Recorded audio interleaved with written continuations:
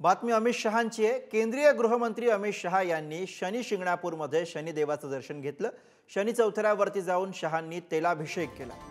अभिषेकानंतर अमित शहा शिर्डीमधील भाजपच्या महाअधिवेशनासाठी रवाना झाले। हे दृश्य आपण बघतोय शनी शिंगणापूर इथली, ज्या ठिकाणी अमित शहा हे शनी दर्शनासाठी आणि तेलाभिषेक करण्यासाठी पोहोचले तेव्हाची दृश्य।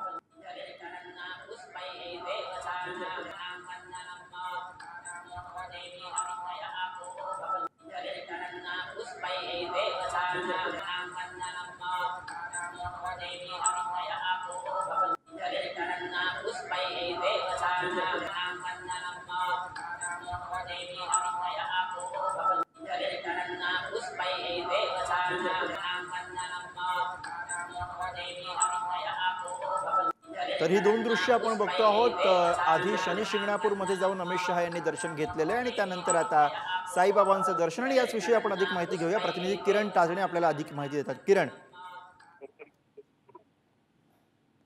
गुरु, खरं तर आपल्याला माहिती आहे की आज भाजपचं शिर्डीमध्ये महाअधिवेशन आहे आणि या महाअधिवेशनासाठी केंद्रीय मंत्री नितीन गडकरी असतील, केंद्रीय मंत्री अमित शहा असतील, ते या शिर्डी दौऱ्यावर आहे। आजच्या दिवशी त्यांनी या महाअधिवेशनामध्ये नितीन गडकरी यांनी आपलं मार्गदर्शन आटपल्यानंतर ते साईबाबांच्या मंदिरामध्ये आलेले तेव्हा दर्शन घेतलं आणि त्यानंतर आता ते साईबाबांच्या मंदिरातून बाहेर पडतायत। तर दुसऱ्या बाजूला केंद्रीय मंत्री अमित शहा यांनी शनी शिंगणापूर येथे जाऊन शनिदेवाचं दर्शन घेतलेलं आहे। तेलाभिषेक करत त्या ठिकाणी मनोभावे पूजा देखील केलेली आहे आणि या सगळ्या पार्श्वभूमीवर जर बघितलं तर आता नितीन गडकरी हे साईबाबांच्या मंदिरातून बाहेर पडत असताना आता दुसऱ्या बाजूला केंद्रीय मंत्री अमित शहा देखील येत आहे।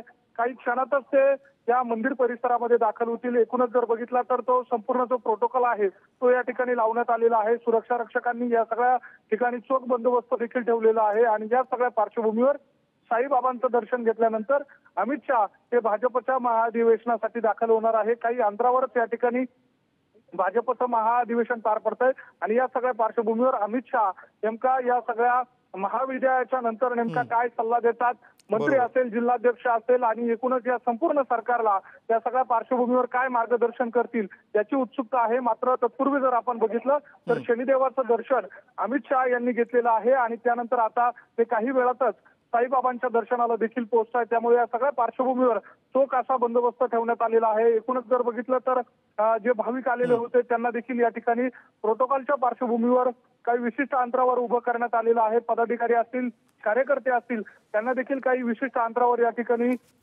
अमित शहांना भेटण्यासाठी बाजूला त्यांची व्यवस्था केलेली आहे। आणि आपण जर बघितलं तर काही वेळातच या ठिकाणी जे केंद्राचं जे सुरक्षा पथक आहे ते देखील पोहोचलेलं आहे आणि काही क्षणातच या ठिकाणी अमित शहा यांचा जो कॅनवाय आहे तो पोहोचेल। आपण जर बघितलं तर प्राध्यापक राम शिंदे जे विधान परिषदेचे सभापती आहेत ते या ठिकाणी प्रोटोकॉल म्हणून अमित शहा यांचं स्वागत करण्यासाठी पोहोचलेले आहे आणि त्या सगळ्या पार्श्वभूमीवर आता काही वेळातच बरोबर, त्यामुळे थोड्याच वेळामध्ये शिर्डीमध्ये सुद्धा दर्शनासाठी अमित शहा दाखल होतील। धन्यवाद किरण, ताजे अपडेट्स तुमच्याकडनं घेत राहू।